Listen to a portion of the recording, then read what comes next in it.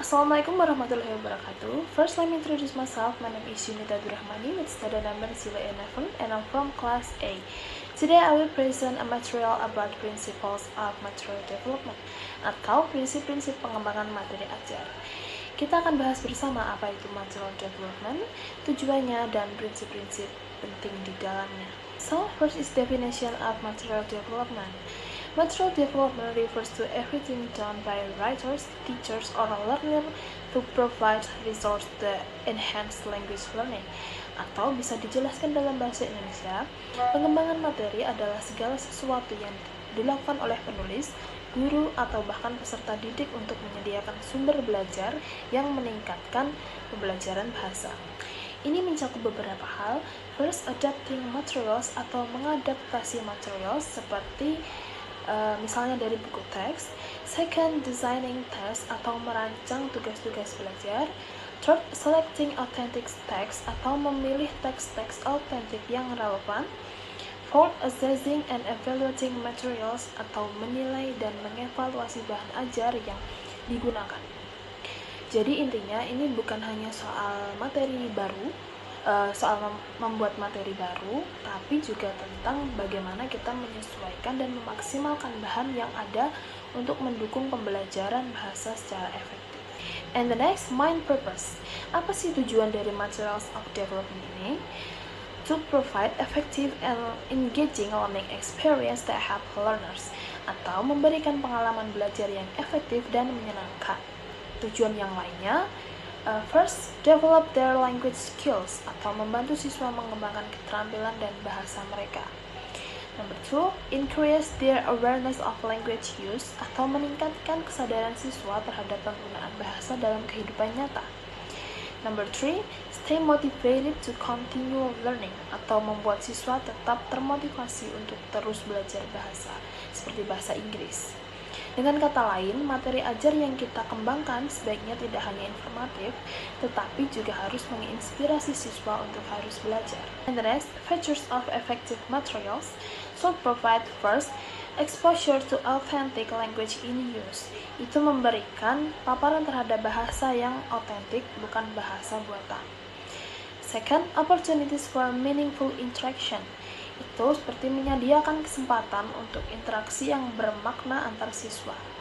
Third, activities that promote noticing and discovery, atau mengandung aktivitas yang mendorong siswa untuk menyadari atau menemukan cara kerja bahasa. Fourth, motivation and learner engagement, atau meningkatkan motivasi dan keterlibatan siswa dalam proses belajar. Intinya, materi tidak hanya disajikan begitu saja, tetapi juga dirancang untuk memicu keingintahuan dan keterlibatan siswa secara aktif. And the next, materials should foster. Lanjut ke aspek yang harus didorong atau dikembangkan oleh materi ajar, yaitu yang pertama ada language awareness. Itu adalah materi harus membantu siswa menyadari bagaimana bahasa itu bekerja, misalnya dalam struktur kalimat, kosakata, dan penggunaannya. Number 2, confidence. Itu adalah materi harus membangun kepercayaan diri siswa dalam menggunakan bahasa Inggris. Number 3, autonomy. Itu adalah materi juga harus mendorong siswa menjadi mandiri dalam belajar, bukan hanya tergantung pada guru. Jadi, selain melatih keterampilan bahasa, materi yang baik itu juga mendidik siswa menjadi pembelajar yang percaya diri dan mandiri. Next, practical development guidelines. Di sini ada beberapa paduan praktis dalam mengembangkan materi. First, begin with learners' needs and context, atau mulailah dari kebutuhan dan konteks siswa, misalnya latar belakang budaya atau tujuan belajar mereka. Second, focus on language in use rather than isolated forms, atau fokuslah pada penggunaan bahasa dalam konteks nyata, bukan sekedar bentuk grammar yang terpisah. Third, provide variety input, types, task, interaction, atau gunakan variasi dalam jenis input seperti teks, audio, gambar, jenis tugas, dan cara interaksi. And fourth, Make materials flexible and adaptable. Itu materi sebaiknya fleksibel dan bisa disesuaikan dalam berbagai kondisi belajar. Jadi materi yang baik itu tidak kaku saja, tapi bisa diubah dan disesuaikan dengan kebutuhan siswa dan kelas. And the last, adaptation and evaluation. Ini menekankan bahwa guru tidak harus terpaku pada satu bahan ajar saja, tetapi ada beberapa poin penting juga. First, teachers should feel free to adapt materials to fit learners. Itu, guru bebas mengadaptasi materi agar sesuai dengan kebutuhan siswa. Second, regularly evaluate material based on effectiveness, engagement, and relevance.